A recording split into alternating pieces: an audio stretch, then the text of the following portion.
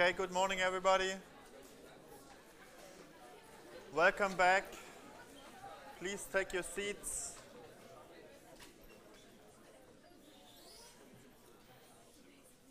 So, welcome back. I hope you had a good break and you're fresh and ready for some more IPE.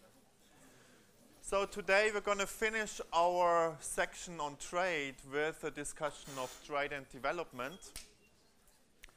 And next week then we're going to move into international monetary affairs.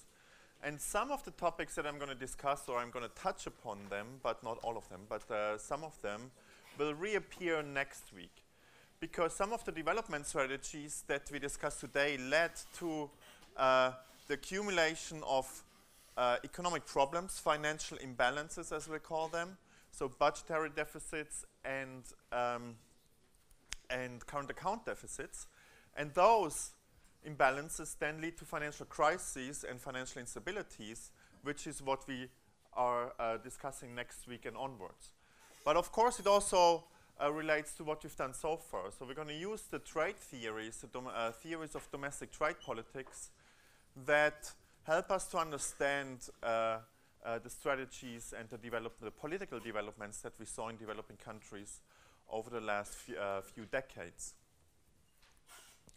So we're going to discuss, I'm going to start with an outline of historical approaches to development. And here we're going to see how the main approaches to development cycled between approaches that focus on external factors, so for instance trade and the trading system, and those that focused on the internal factors, so domestic institutions and domestic policies and what governments did. And they focused on factors independent of the international system. And the two approaches that are particularly relevant for us, since we look at international trade, so is the strategy of import substitution. So some countries tried for a long time to trade less and to substitute imports with products that were domestically produced. And those were the Latin American countries after 1960. And then we saw a shift towards export orientation, which was the East Asian models, where countries tried to integrate more instead of less into the international economy. Good. So let's start with what we've done so far. So which theories that we have encountered do you think would be useful to look at trade and development? So think about domestic trade politics, which we did 3 weeks ago or 2 sessions ago, right? So we encountered a few theories, and some of them should be useful to understand whether developing countries would benefit from trade and which kind of trade. So where would you start?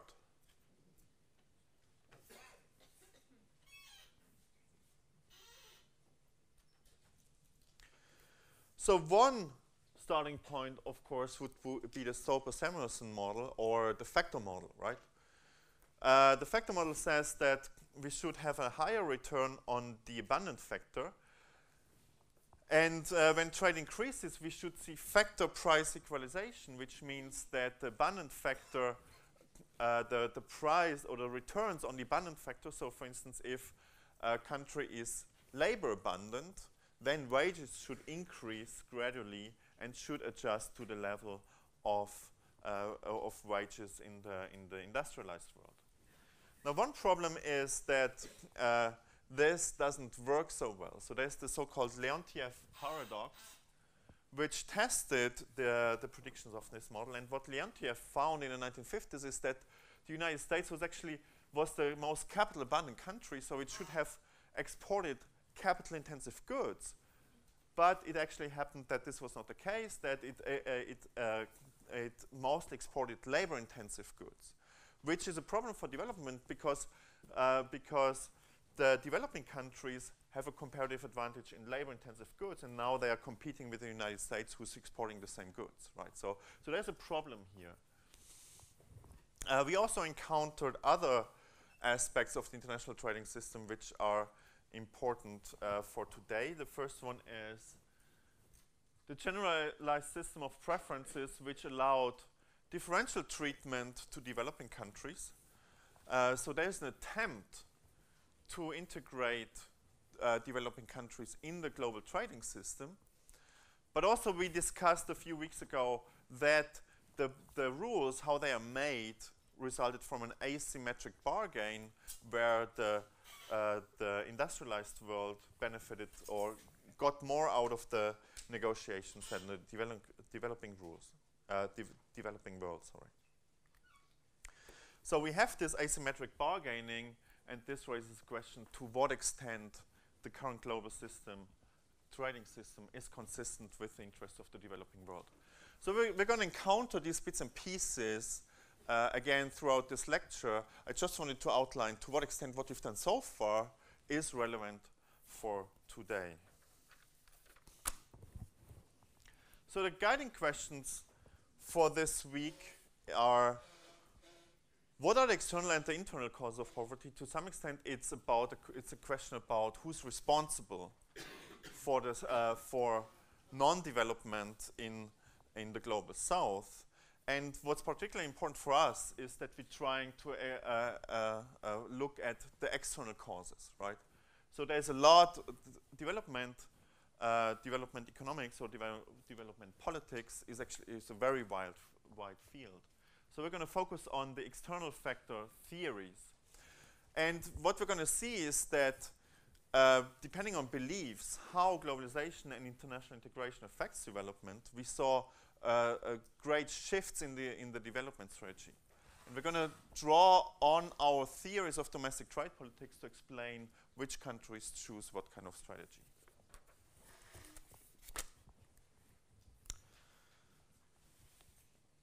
So it turns out that the academic approaches to development basically cycled between a focus on internal and external causes. And one of the first one was so-called modernization theory, which says that development emerges endogenously from within.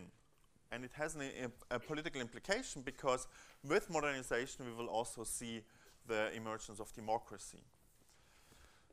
Now that was criticized on the grounds that I'm going to discuss in a moment, and we saw the rise of an alternative theory which is called dependency theory, which was an explicit response to modernization theory, which says that development is not an internal process, but the stagnation of development is actually caused by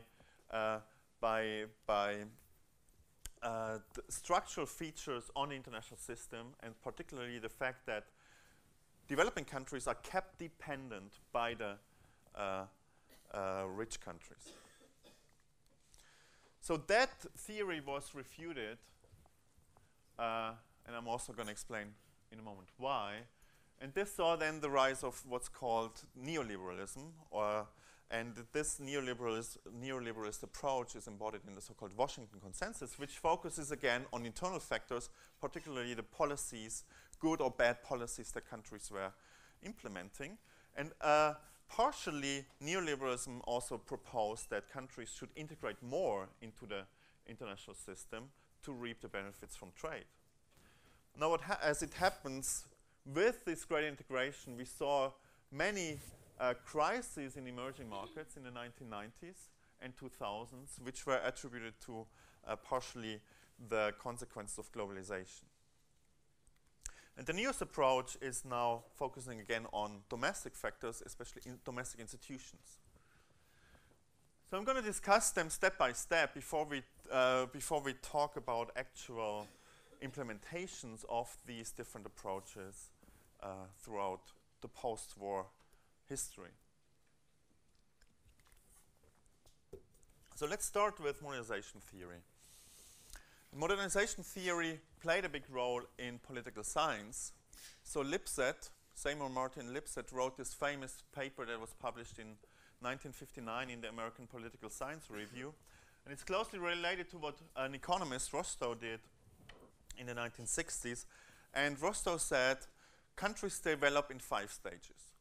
So we will start with a traditional society where we have basic agriculture, and then eventually we're moving into a stage where we see the preconditions for trade-off to develop. And the preconditions for trade-off occur or start to develop because we see some external demand, so demand from other economies for the domestic, for the raw materials and commodities within this country. So they start to trade very simple commodities, right? And then after that, we see a takeoff where manufacturing starts to develop, and we see the gradual development of some basic manufacturing industries. When this happens, we gradually see we see a greater diversification of manufacturing. So this is the fourth stage, which is called the drive to maturity. And so manufacturing shifts from investment-driven towards consumer durables and domestic consumption. And then we're moving into the age of mass consumption, right? And this is when the primary sector, so agriculture, doesn't play an important role anymore, and the industrial base dominates the economy. So that's the basic economic story here. What does this remind you of? We heard about a theory that talked about a similar stages approach. Yes? Yeah, Friedrich List also had this theory of that there's different stages of development, and depending on the stage of development, countries should pursue different trading policies. So in Rostow's conceptualization, when we have, before the takeoff, right, we have an agricultural society, and that's when countries are supposed to trade, but once they start to industrialize, they should become more protectionist, and then once they are again, when they are highly industrialized, they should again trade more. So there's a different way of similar thinking behind this approach. So the political implications are that there's an endogenous process. So this is all endogenous. That's what matters here. That takeoff leads to industrialization, and with industrialization we see urbanization. More and more people move from the countryside to the cities. With urbanization we see growing education, also because we need more and more skilled labor, and this automatically leads to development and democracy. It leads to democracy because we have more educated people who demand more participation. It's more difficult to control these kind of societies than before. So the recommendation is fairly simple. It's simply a process of imitation and catching up. You develop the same way as the European countries and the United States has developed, right? And all this is motivated by this relationship, and the empirical evidence, so, is actually fairly strong. So what this shows you is, so on the y-axis we have the Freedom House measure of democracy. So this is, Freedom House is an organization that collects data on political rights in countries, on how competitive the elections are, who can participate in the election and who is excluded. And the higher value here means that you have more democratic, the country is more democratic. And a value of 0 means you're totally autocratic. And then here on the x-axis we have just the income level of the different countries. And what we see is that the richer the country, the more likely it is that it is a democracy.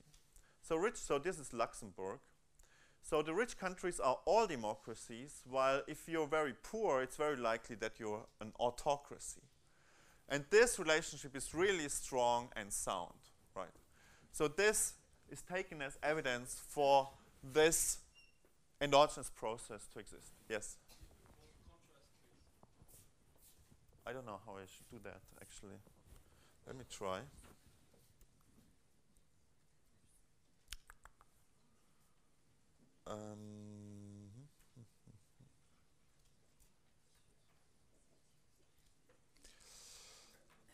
think it's possible. I'm sorry for that, but I could. Does this help a bit? Yes? Okay, I'll leave it like this. So what you can do is you can download the slides and you can make them bigger, and then you will see every dot, right? Good. Do you have an alternative explanation for this process to take place, or for this relationship to exist, which would invalidate modernization theory? What could be a critique?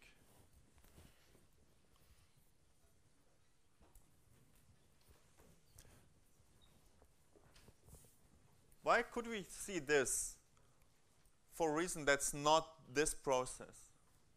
Yes?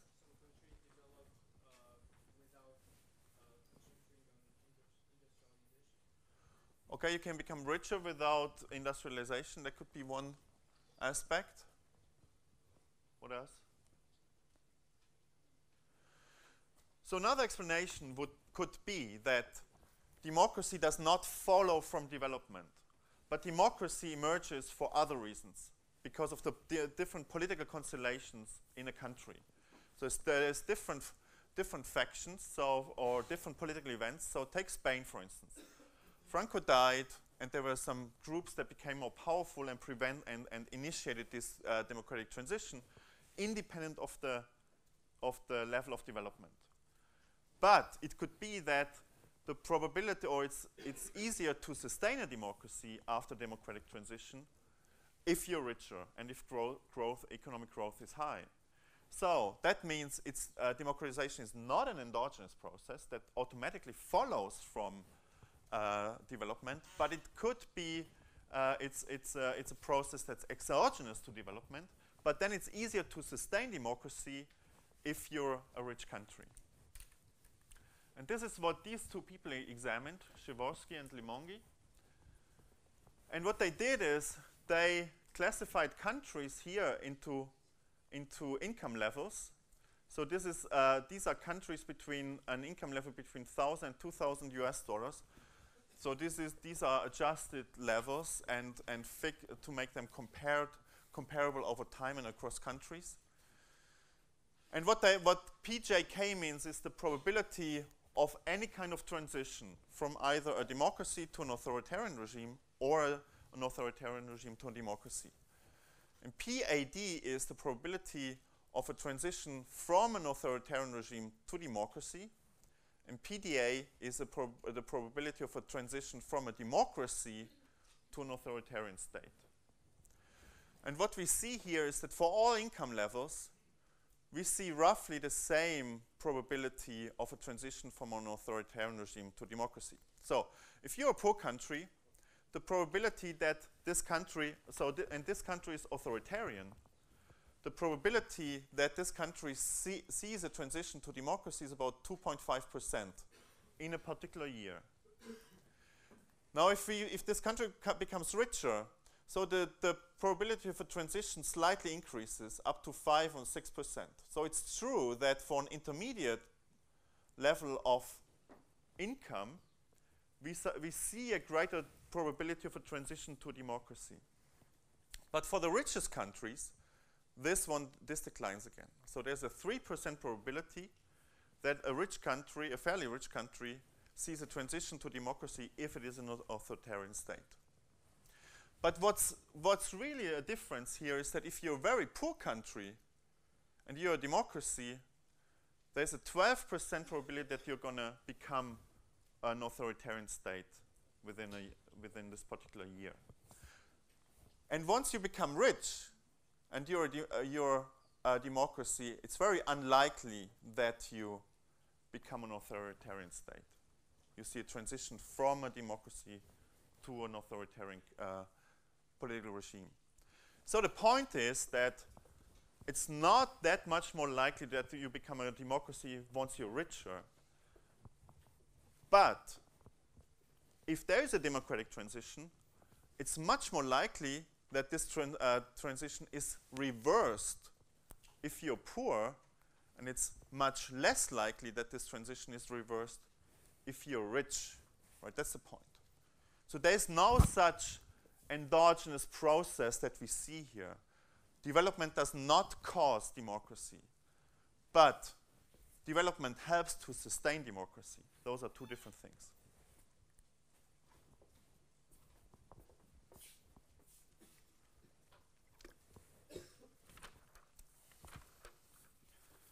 So this critique and the fact that we did not see this development automatic endogenous process, for instance, in Latin America, and actually we saw a reversal, right? Think about Argentina.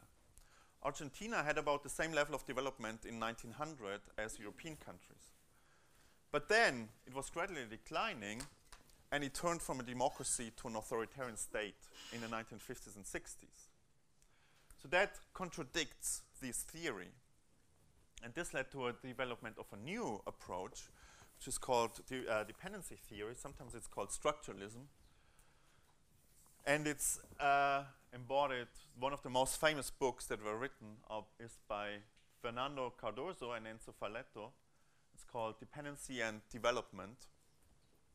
And this book was published in 1979.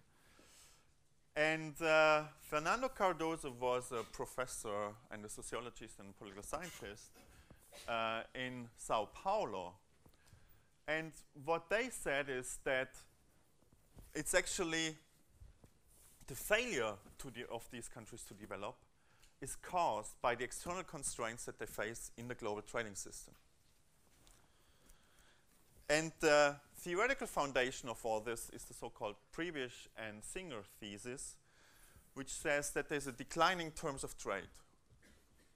What are the terms of trade?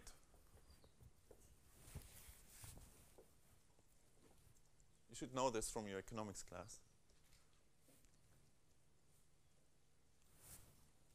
Yes? Exactly. The relationship between the export price of your exports and those of your imports. And the declining terms of trade means that what you export becomes, the price of what you export declines while the price of what you import increases. So it basically means that if you mostly export agricultural goods, and these become cheaper and cheaper on the world market, you earn less. And what you mostly import is manufactured goods.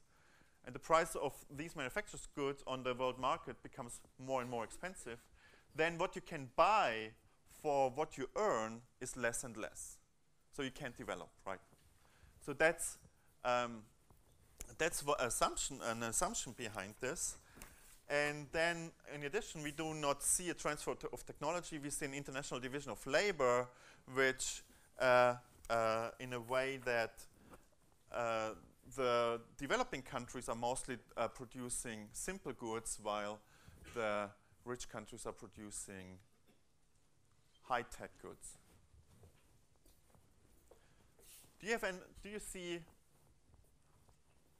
Do you buy the idea that the terms of trade of the developing world is declining? Is that consistent with what you see?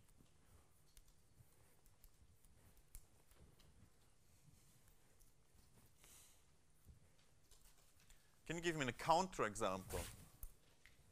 Yes.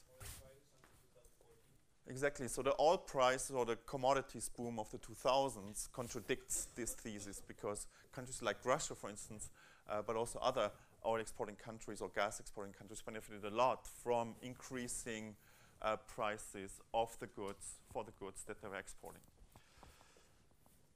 But the political implication here is that we see eventually that the dependency theories classify the world into two groups. So we have the northern countries, which is the core countries, and they are the rich industrialized countries in Europe and North America. And we have the periphery. And the North American, the core countries are exploiting the periphery by keeping them dependent. So either they extract the raw materials from this country, and if they allow them to produce manufactured goods, it's just very simple manufactured goods that keep them dependent on the rich world.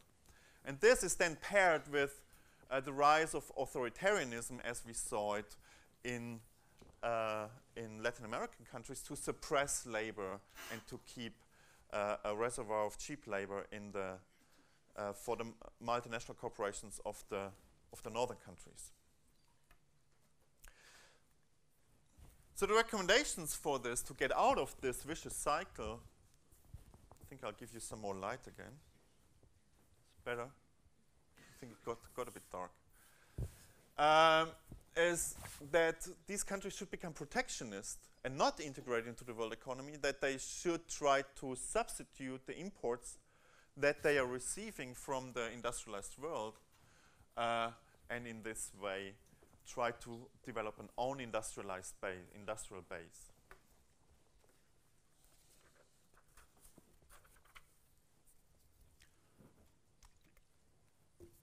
So as it happens, Fernando Cardoso became president of Brazil in 1995, and what he did was exactly the opposite of what he said countries should do. So he pursued a privatization program, and he privatized the state-owned companies, and it was one of the deepest denationalization programs that Brazil has seen in its history. And all this had to do with the fact that the wind shifted and we were moving towards a different approach, which is often known as, it's sometimes called the policy reform paradigm, neoliberalism, Washington consensus, and so on. And these policy ideas were promoted very heavily by the Washington institutions, the World Bank, and the IMF. And this notion of the Washington consensus was first developed by an economist called Williamson, who said that there's a consensus in the Washington-based institutions about what successful countries should be doing. And what they said was what was happening in Latin America in the 1970s and 80s was that we have policy failures that were arising from government interventionism, which led to imbalances, and these imbalances led to crisis and stagnation.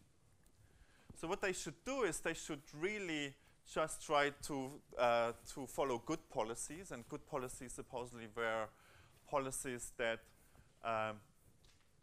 focused on low budgetary deficits, current account surpluses. They should liberalize, privatize, and deregulate. So we're going to talk a bit more about this in a moment.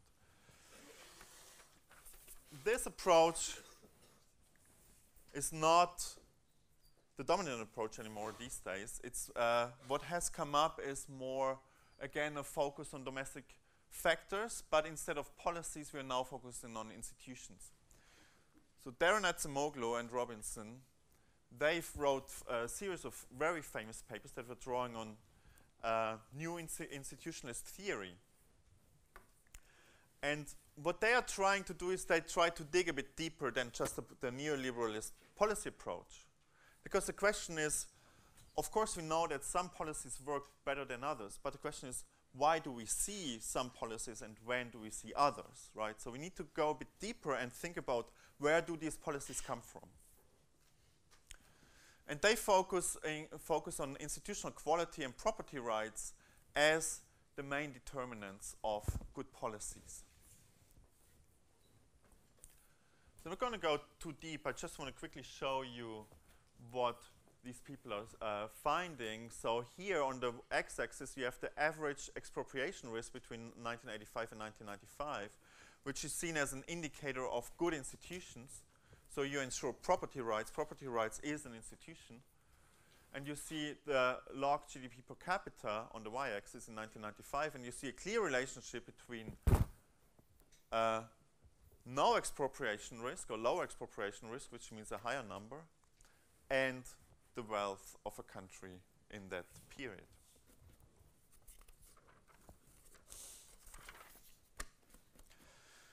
Good, so this is the overview over the big policy paradigms or the big theoretical paradigms.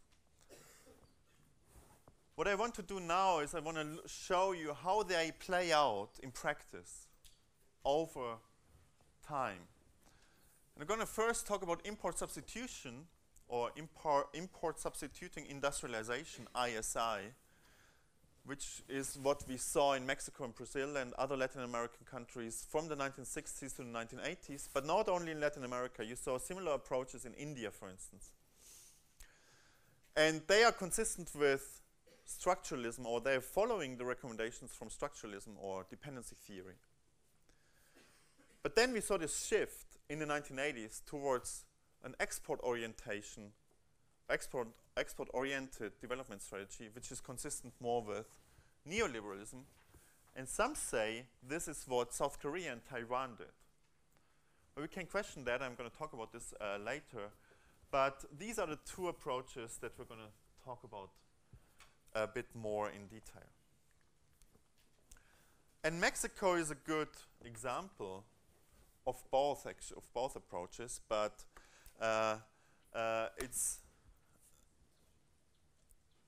it's a good example of ISI or import substitution because until the 1990s we saw a heavy degree of interventionism. So we saw capital being allocated by state-owned banks, so either to private industries that the government thought would be very useful for the country, or directly to state-owned firms. So the government was owning a lot of state enterprises. In the 1980s, in the early 1980s, they were running about 1,200 companies themselves, or the government was running, or the state was running these companies. We also saw a high degree of protectionism. So for all the imports that you would want to do in Mexico, you needed government approval. And even if the government approved these imports, they still taxed it really highly. So on average, the tariff was 25%, but it went for certain goods beyond 100%. And Mexico was not a member of the GATT system.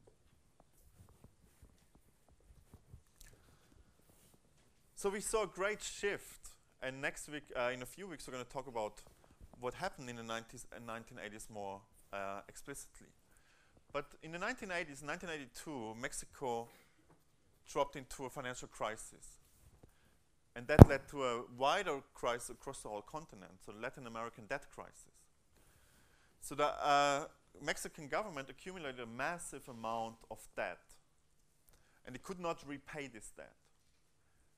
And this crisis then led to a shift in strategy with, which was characterized by liberalization of state-owned firms. And this is the policy program in Mexico that is equivalent to the one that Cardoso was following in Brazil. We saw a competition for foreign direct investment. We talked about this already 2 weeks ago when we talked about preferential trade agreements, right? So what we talked about 2 weeks ago is part of this shift in development strategy. And we saw an integration into the international economy. Mexico became a GATT member in 1987, and then we saw the establishment of the North American Free Trade Agreement in 1994.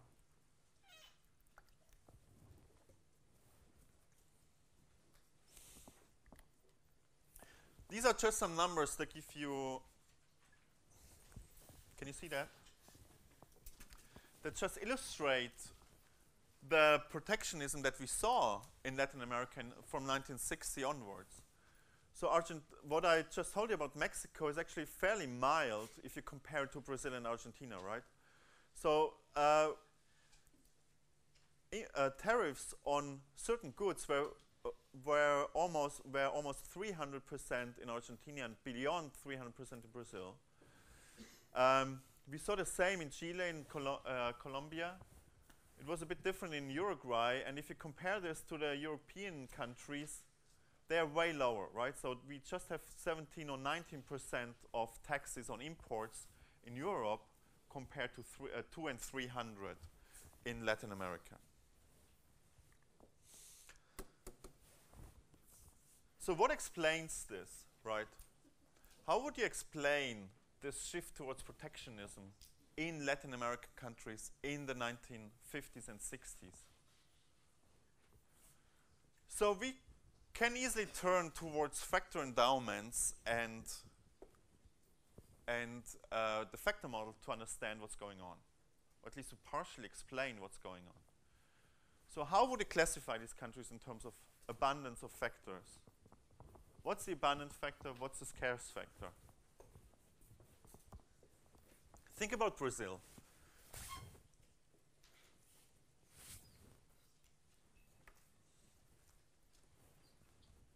Land and labor. So land is abundant. Labor is abundant relative to capital, but it's scarce relative to land, right?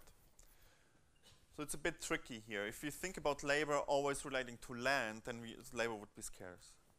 But it depends whether we compare to capital or labor. And capital is scarce, clearly, right? So we have the abundant factor is land. And the scarce factors are capital and labor. That's the standard conceptualization of these countries in the literature. And so we have an export-oriented agricultural sector and import-competing manufacturing sector. So what we should see is that if land is dominating politics, we should see open economies.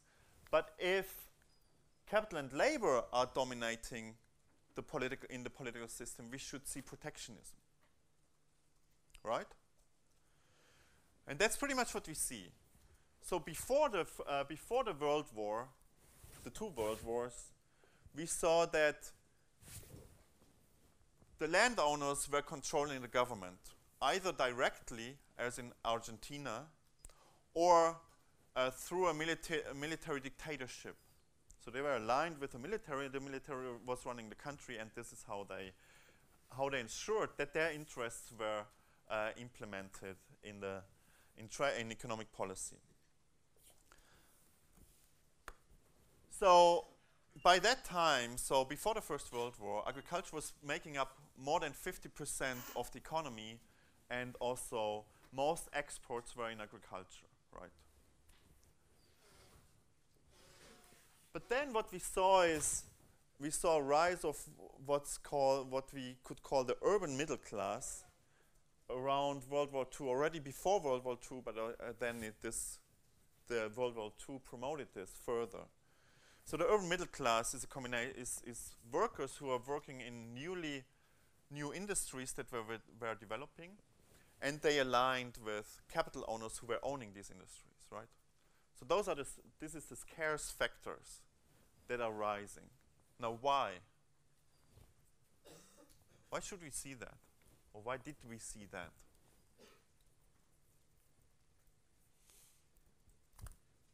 Yes. So the wars, already the First World War, but then the Second World War, they basically cut off the Latin American countries from trade with Europe and North America. And in addition, we had the Great Depression, right? So demand for agricultural goods from Latin America was decreasing. Plus, the goods that they used to import, the manufactured goods that they used to import from Europe and North America they couldn't get them anymore. So the power of agriculture was declining because they couldn't export anymore. Plus the power of the manufacturing sectors and workers and capital who are involved in the manufacturing sectors was increasing because they became more and more important as these countries had to self-sustain themselves more. And we saw that then in the political alliances that we saw in these countries. So labor and the industrialists became more and more important, and they partially aligned with the military to against landowners. If you think about Latin America, do you have an example in mind? There's a very famous example that represents this political shift in Latin America.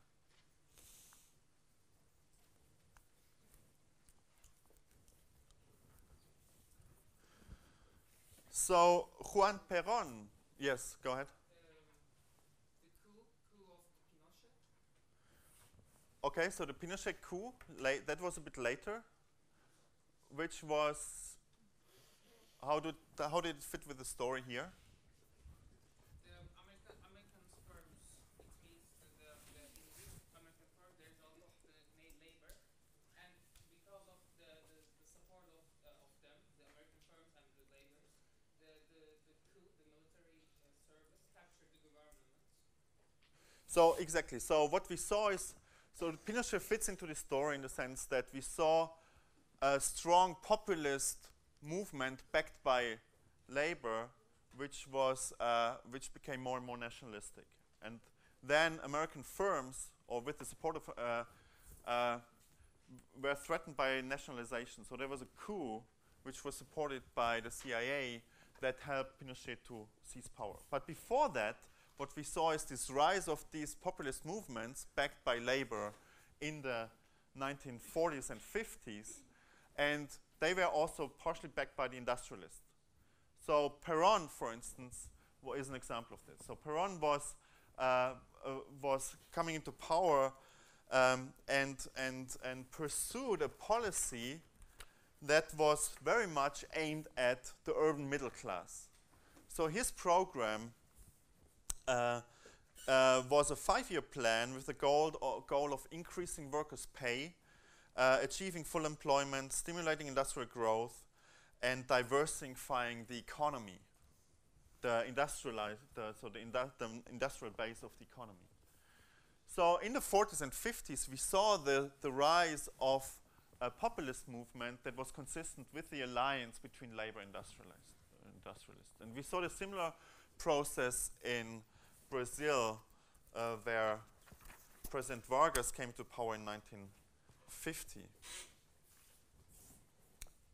I think we're going to take the break here, and then we're going to put this story into broader political, analytical framework to show you that this development not just applies to Latin America, but also to other parts of the world.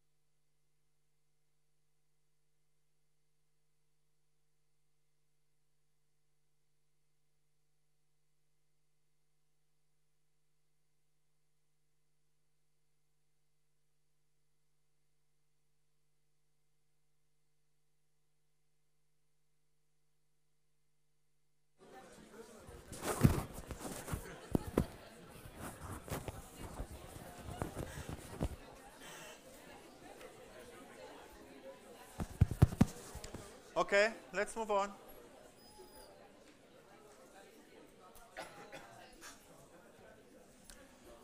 So, let's put this in a maybe, what we're going to do here is I'm going to show you a study by Rogowski, which was one of the first studies that were done on domestic trade politics in the way we do it today. It's called Commerce and Coalitions. It was published in 1987. So what we're doing is basically we are applying this, we are broadening the story, or that I just told you before the break, and develop a more general theory of domestic trade politics and how it affects the political regimes of countries. So Rogowski asks, how does changing trade affect political alliances and political regimes? So what would be the dependent variable of his analysis? If you ask that question, what's your dependent variable? What's his dependent variable?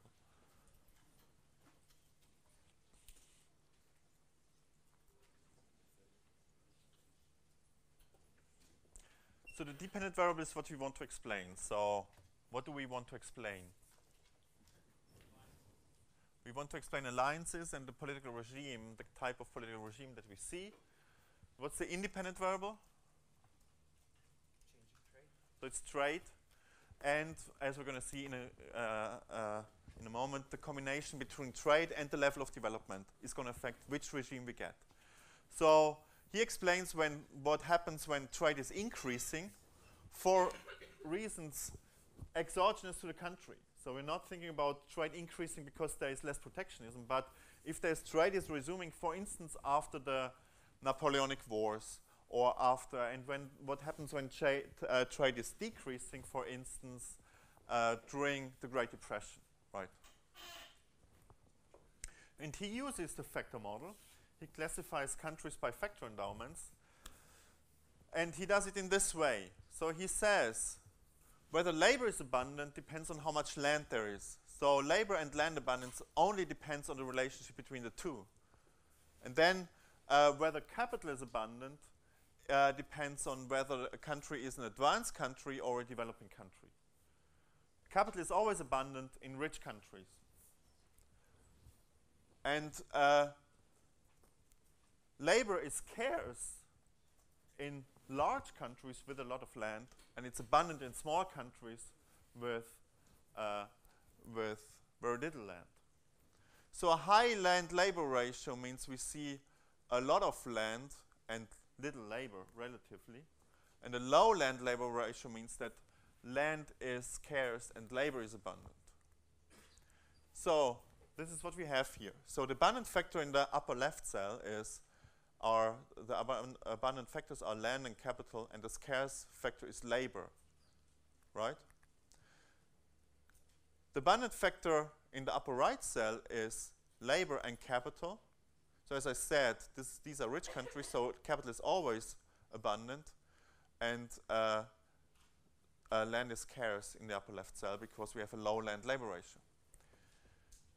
In the developing world, capital is always scarce, and land is abundant if we have a high land-labor ratio, and labor is abundant if we have a low land-labor ratio, right?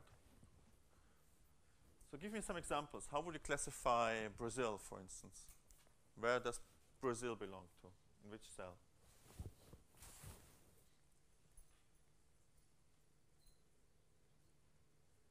Yes? High land-labor ratio developing countries. So in this box here. Where does Switzerland belong to?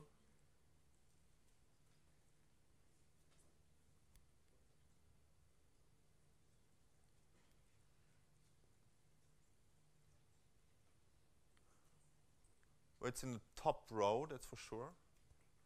In which cell? So it belongs here because we have a low land-labor ratio and labor is abundant.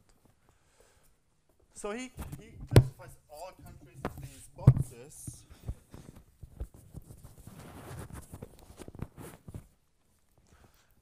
And says this defines the political conflict because the abundant factors, they unite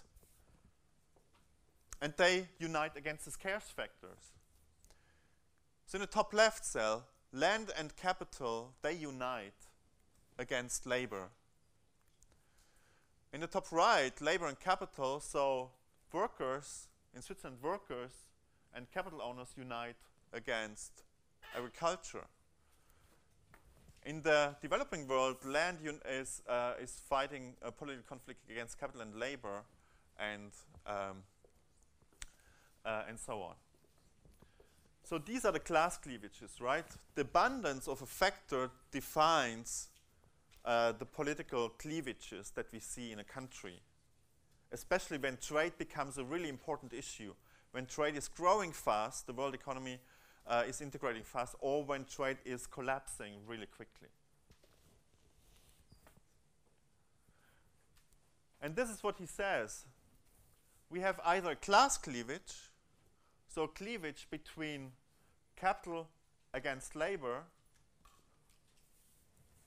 or a cleavage between the countryside and the cities. Right? The urban factors are capital and labor. They are living and working in the big cities, and they unite against land. But what they want differs still, right? So here, in the top left, we have a class cleavage where land and capital want free trade because they're the abundant factor, and they unite against capital who wants against labor who wants protectionism. We have another type of class conflict where in the bottom left cell, bottom right cell, I'm sorry, where labor wants free trade and is fighting a political conflict against land and capital, which united and wants protectionism because they're the scarce factors, right? So we have two types of class conflicts where labor and capital stand on opposite sides. And we have the same between the countryside and the cities.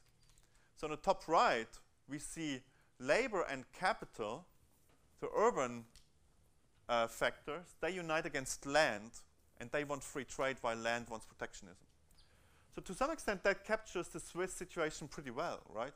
We see a class, an urban-rural conflict in Switzerland in terms of political preferences, also over trade, especially over trade. And then we have land, which is abundant in the developing countries with a high land-labor ratio, and they have they are split from the urban factors, capital and labor, which want protectionism. So suppose trade increases for some reason exogenous to the country, because a war ends and countries start to trade again, right? This is the situation after the Napoleonic Wars in the 19th century. So what he says, this model can explain pretty well the conflicts that we saw in different countries in different periods of time. So think about Britain in the 19th century. We talked a lot about the Corn Laws and the political conflict that we saw. Where would you classify Britain in the 19th century? And does it match with the predictions of the model, what these factors wanted? So where would you put Britain in the 19th century?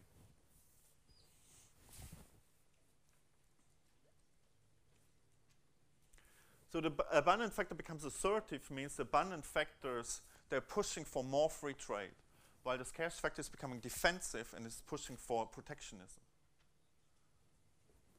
So which box would you put Britain?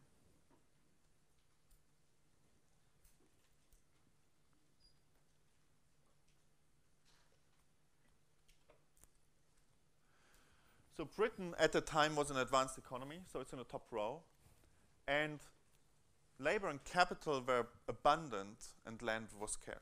So it belongs in this box. And he said, and we saw what's being called here radicalism. That's this movement by the Manchester liberals who united with the workforce to repeal the Corn Laws, right? So that story fits really well into this theoretical argument. Here in the bottom left, we have US populism. This was the United States in the late 19th century, where the United States was still a capital scarce country, and it was a land abundant country. And we saw this conflict between the agricultural South, represented by the Democrats, which were pushing for free trade, and the northeastern, or the cities in the northeast, New York, in New York and Pennsylvania and so on, which represented capital and labor, who were pushing for protectionism, right? So the Civil War conflict, right, again fits into this story. So this is when trade increases. Now suppose there's a trade shock, and we see a decrease in trade.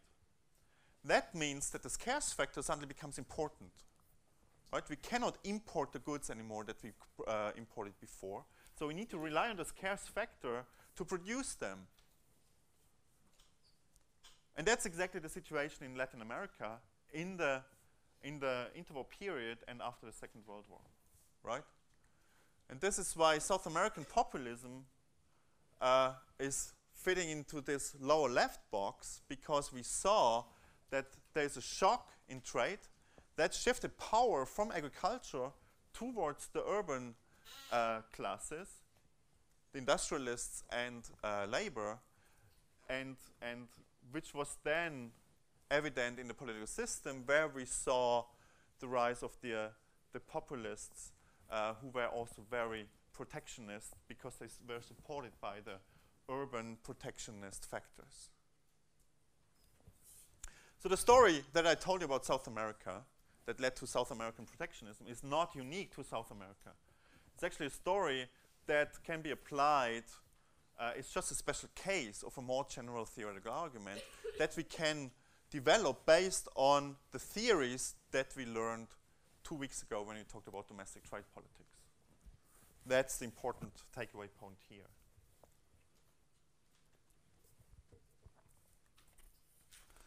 So let's go back to South America and quickly look at import substituting industrialization, ISI, how it looked like in practice. So I told you that before the World War I, agriculture was the dominant sector and was aligned with the political leadership. And this is what we see here. So from 1880 to 1930, in Mexico and Brazil, we saw that the most important sectors were commodity extracting sectors, agricultural sectors, coffee, rubber, and cotton, and they were highly export-oriented. Then, from 1930 to 1955, we saw this shift towards industrialization, primary ISI, which means that we are seeing an expansion of simple manufactured goods production, textiles, food, steel, and so on. And they were mostly oriented towards the domestic market. And then, once the trading system was restored after the Second World War, they had to decide what to do. And they were relying on the recommendations from dependency theory, saying you should remain protectionist, oriented towards the domestic market, and try to produce more complicated, more complex industrialized manufactured goods. So from 1955 to the late 1960s, they were trying to invest into more complex manufacturing, the secondary ISI strategy, where the idea was first, for instance, to build cars, and to learn how to build cars, they would first import parts of the cars and assemble them at home. So Volkswagen, for instance, built big factories in Brazil, for instance. And the idea was that there would be backward linkages. You first learn how to assemble a car, then there's a transfer of technology, and you start to produce those parts that you previously imported, you start to produce them yourself. And that's how you learn how to produce, how to do the whole chain, production chain that leads to a car. So that was the idea. And to initiate this process and to benefit from backward linkages, we need certain types of economic policies which is heavily intervening government that is redirecting resources towards these sectors that they wanted to develop. Now that sounds simple, but I'm going to show you a picture of a summary of the East Asian development strategy, which was very, very different. So it was the same in the first two periods, and then they had a very different strategy in the third period here.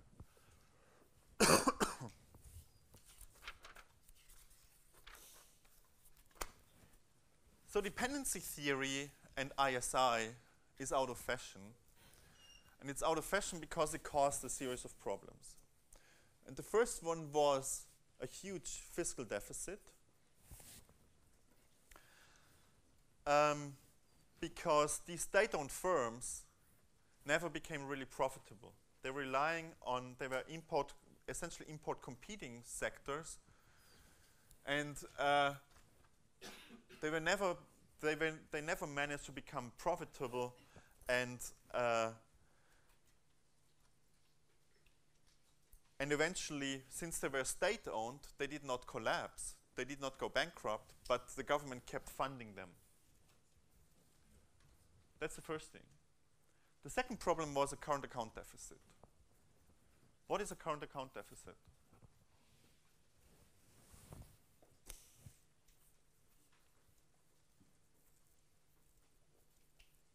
And what's the problem of a current account deficit?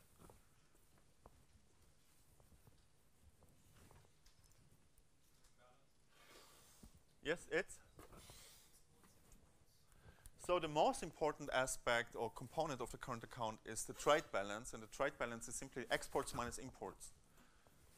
So the trade balance is in deficit if you export less than you import, and it's in a surplus if you export more than you import.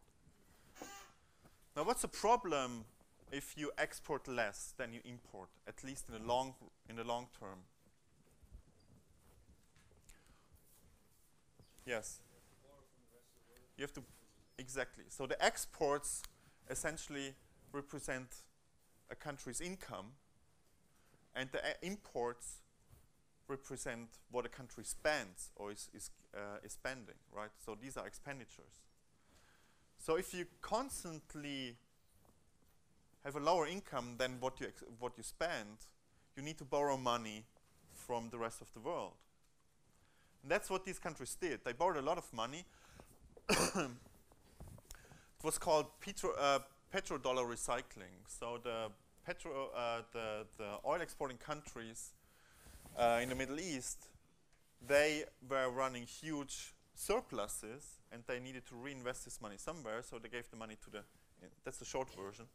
They gave the money to the German, French, British, and American banks, and those banks then lent it to these countries, to these governments, right? Now this works as long as everybody thinks that you're going to repay this money, but eventually, if that becomes too high, there's doubts that you're going to repay the money, and then I'm not going to give you more money, and this is when the financial crisis starts, right? So these countries were moving towards a financial crisis, which then broke out in 1982. So in August 1982, the Mexican finance minister announced that they would not repay debt or service debt anymore because they could not afford it. So that was the end of ISI.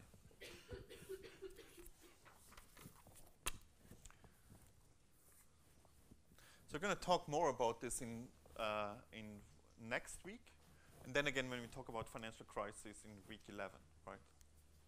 We're going to start exactly from here.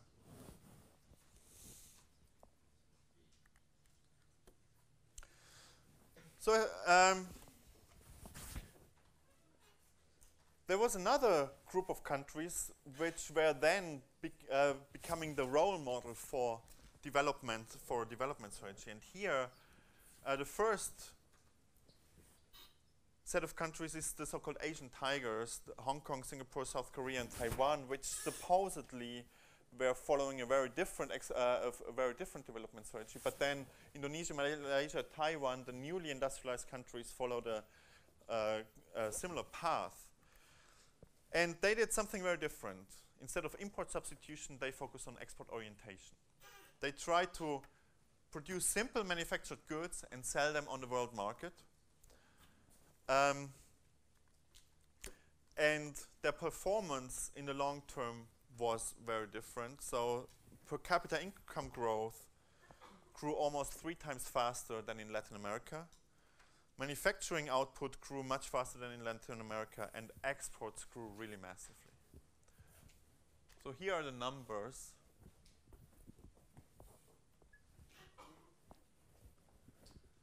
So this is growth, income growth, from 1965 to 1990, and then from 1985 to 1995. Growth of manufacturing, growth of exports, split up by regions. East Asia, so that's the East Asian model, right? Africa, South Asia, and Latin America. And what you see here is that in this period from 1965 to 1990, we see more income growth in East Asia than in Latin America. Now that is confounded by the period of time, right? If you look at the period from 1960 to 1980, the Latin American countries actually looked very good in terms of income growth. But then when the crisis hit, income growth collapsed, and the Asian countries did much better.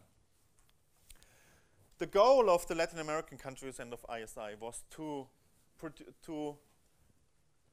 expand the manufacturing sector. But what actually happened was that the manufacturing sector expanded much more in the Asian countries.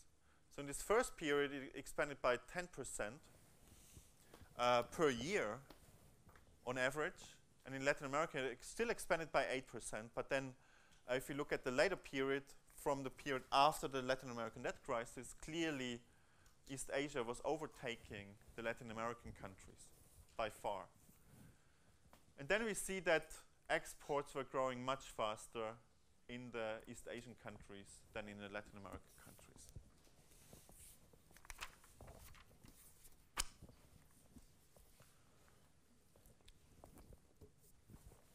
So you can see here, if you look at Taiwan and South Korea, the development strategy that they were following from 1880 to the 1970s, you can see that in the first 2 periods, they did exactly the same thing as the Latin American countries. They focused on commodity exports until the Great Depression. They engaged in primary ISI between the Great Depression and the end of the First World War. So they produced simple manufactured goods, again, textiles and light manufacturing. But then they didn't try to produce more complex goods, but they were just starting to export these simple manufactured goods to the world market from 1955 onwards.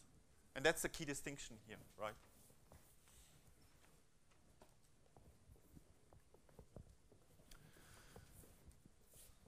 So, now I just gave you some facts, right? So these facts require some interpretation. And the neoliberal paradigm offered such an interpretation. I'm not saying it's the right interpretation. I'm going to give you another interpretation in a moment. But what was being said is that these outcomes were the result of good economic policies, in the sense that these countries were trying to follow, just focusing on fiscal discipline. They would not run a budget deficit. They tried to focus on the current account in the sense that they were trying to promote exports. And they let market forces decide where money should be invested and what's profitable and what's not, right? And this idea then led to what's often called structural adjustment programs in the across the developing world. So you see these programs all over the world with the goal to promote and liberalize trade and to implement domestic policy reform that were aiming at keeping inflation low, having a stable macroeconomic environment, keeping budget deficits low, and letting the rest being decided by the market. of course, that was not easy. So the import competing factors were losing by these policies. So they were opposing this, and the government often depended politically on these import competing factors. But there was a gradual realignment because there were more and more crises, and these policies couldn't, the old policies could not be sustained anymore. And there was a gradual realignment towards the forces that were demanding reform. So gradually we saw these structural adjustment programs being implemented. So this is directly related to our week 6, right? We talked about how preferential trade agreement helped to overcome domestic opposition against these reforms. So this is exactly that story that applies here. And the argument, or how it's justified, is represented by this graph here. So this is, here we see an index on progress on reform that's provided by the Inter-American Development Bank, which is kind of a World Bank for South America. It's also located in Washington, D.C. And what it shows is, or what it at least claims, is that if you see more progress on reform, you see higher growth rates on average in the 1980s and 90s. Right? That's how this is all being sold.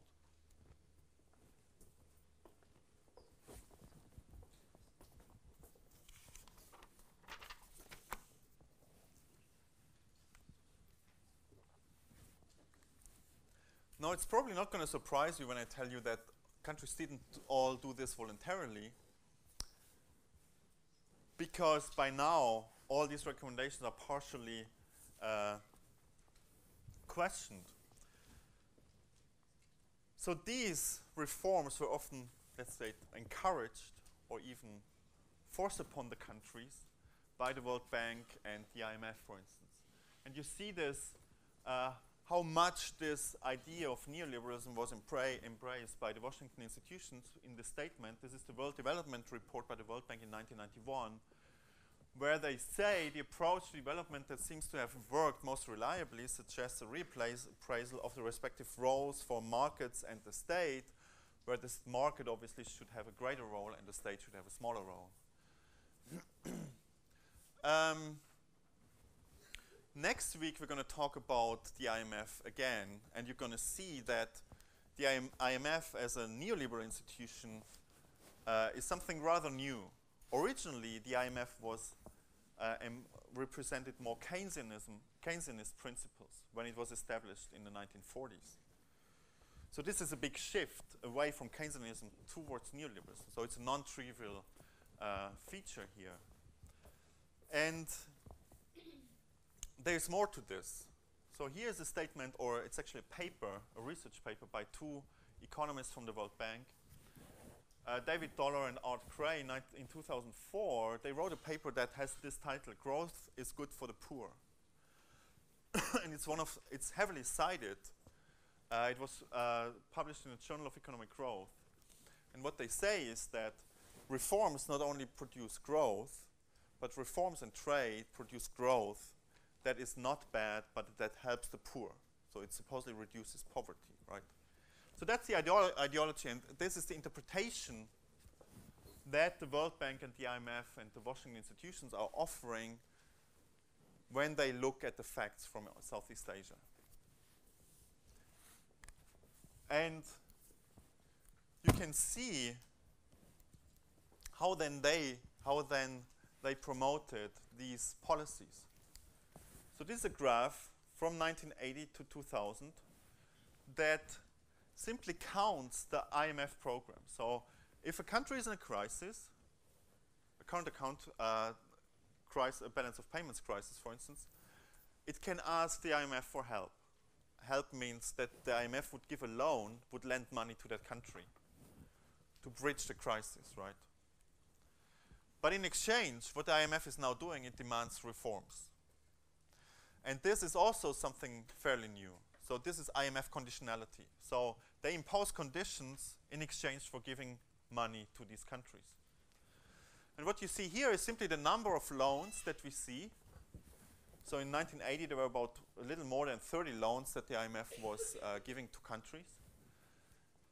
And the black bars are loans where they did not impose conditions to liberalize the labor market, or in other words, to impose to execute a structural reform.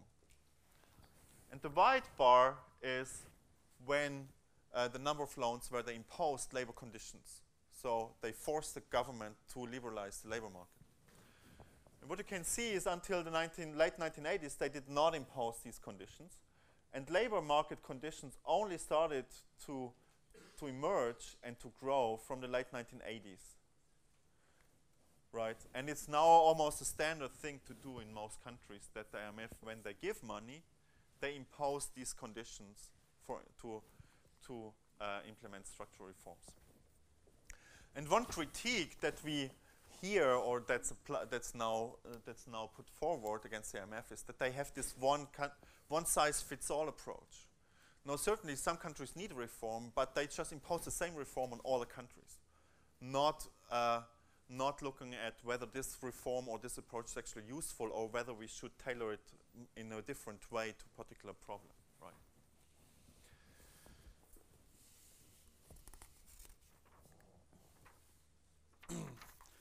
So what's wrong with all this? So the first critique is that this interpretation that's being offered by the neoliberalist paradigm is actually wrong. What comes to your mind when you think about Taiwan and South Korea? Do these countries or their policy fit the description of the IMF and the World Bank? What would you say? What's special about these countries? What's different from this description here? Yeah. Huge American support. So that's the first thing. So there's a geopolitical component. So Taiwan was an outpost against communist China, and South Korea was an outpost against communist North Korea and also China, right? So they got preferential treatment from the United States. They did not, they had a very different access to the international world market, than other countries have. So that's the first critique. What else? Yes? So they were protectionist in the sense that they limited imports. They were liberal in the sense that they were trying to export, but they were protectionist in the sense that they were also limiting imports at the same time. Exactly. The government intervened really heavily, so there's no... losing this. You can't really say that these governments or these countries were relying on market forces and did not intervene as the World Bank likes it, right? They were intervening heavily and they were redirecting capital. But they did this in a better way than the Latin American countries. They were really pushing the capital into more competitive sectors. And because they were trying to export, they needed to be competitive, right? So the fact that they were exporting, or that they had an export-oriented strategy, helped them to allocate capital in a way that it was, or helped the firms to become more competitive, because otherwise they would not have been able to compete on the world market. The second critique is that the World Bank and the IMF are not as apolitical as they pretend to be, right? Whether you get a loan and how it looks like depends a lot on political factors. And the third one is that export-oriented industrialization produced its own problems. So let's quickly look at the politics of IMF loans. And here I'm going to show you the results from a paper by Axel Dreher and some others. So it's very difficult to get at the politics behind IMF loans, right? It's very difficult to measure the influence of politics. So what they do is they say, well, the status of a country in the international political sphere affects how much they get and what the conditions are. And one way to measure is simply to look at whether a country is a member of the UN Security Council. And the hypothesis is that you get a better deal if you're a non-permanent member of the UN Security Council, because you're politically more important, and those countries that are dominating the IMF, the European countries and the United States, they are trying to buy you and to bring you on your side, right? So they looked at 197 countries since 1951 and looked at whether you get an IMF loan, so whether you get money from the IMF, that's the dependent variable, and the independent variable is whether you're a UN Security Council member. And this is what they find.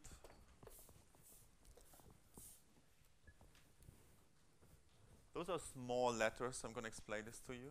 But you can download it, as I said, and you can look at it in more carefully. So this is the percentage of non-UN Security Council members who got a loan. And this is the percentage of countries that were UN Security Council members who got a loan. And what we see is that among the members, 28% among the non-members, among those countries who were not part of the UN Security Council, about 28% got an IMF loan. And among those who were members, about 35 or 34% got a loan. So being a member of the UN Security Council increases the probability that you get an IMF loan, right? And so this is among all countries. So these are the dots. These dots are for just the developing countries. So if you're a developing country and you're not a member of the UN Security Council, you have a 40% chance to get a loan. But if you're a member of the Security Council, you have a 50% chance to get a loan. So that's a 10 percentage point difference. That's pretty big, right? And these other bars simply show this result split up by year. So the dark bars are the 2 years when a country is a member of the UN Security Council. This is 1 year before, 2 years before, 3 years before. And you can see that in those years before, when you become a UN Security Council member, the likelihood that you get an IMF loan increases. Yes? Can they also look at the conditions, like interest rates, grace period? Because it's nice to get loans, but... Yes, exactly. So that's what I was going to say right now. So it's not just valuable to get a loan, but also the conditions that come with it. How could you look at that? It's not easy to measure conditions, right? So how this works is that the IMF delegation and the country, the government of the country, they negotiate an agreement. And this agreement is written down in the so-called letter of intent, which specifies how much they get and what the country has to do in exchange. So these researchers also looked at more than 200 letters of intent, and they simply counted the conditions that were imposed on the country, right?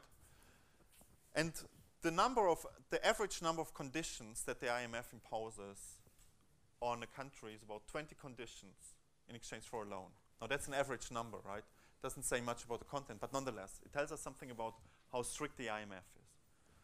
And the average conditions that the IMF imposes on a UN Security Council member is only 15. So you get away, it's more likely that you get a loan.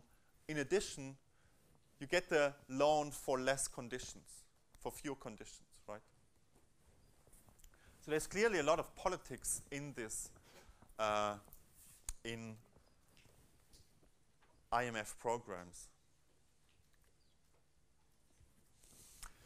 And finally, the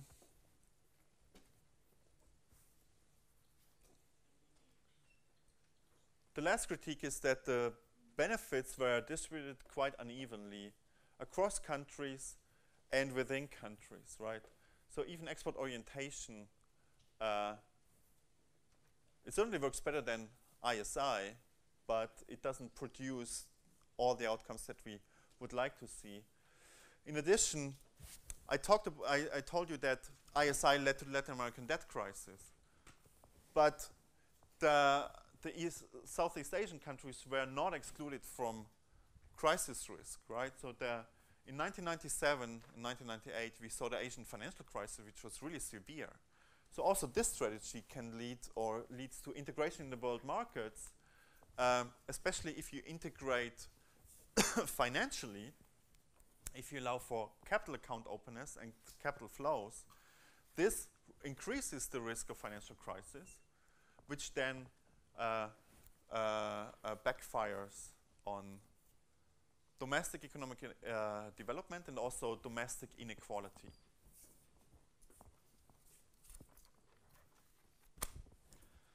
So to conclude, oh yeah, we're going to talk more about crisis again in week 11.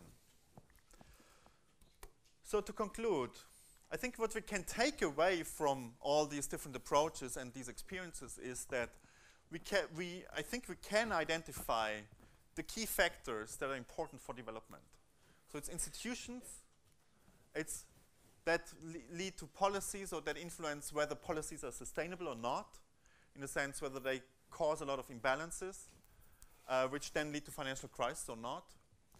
We need a mix between liberalization, trade liberalization, for instance, to benefit from export orientation, but also regulation to reduce the risk of financial crises. Access to the trading system, as I said, South Korea and Taiwan had very different access to the trading system than other countries. That matters. And whether the GATT system allows trade in agriculture or not is really important. It depends on the different endowments that countries have. I think those is a fairly exclusive list of factors that influence development. Now the big debates is how do they influence each other, right? What comes first, what comes second? So how do we put them together in a model of development? That's the big debate. And then the other question is, which ones can we actually influence and which ones just follow from others, right? Good. Any questions about this? No, so we are ending the trade section here, and next week we're going to move into international monetary systems.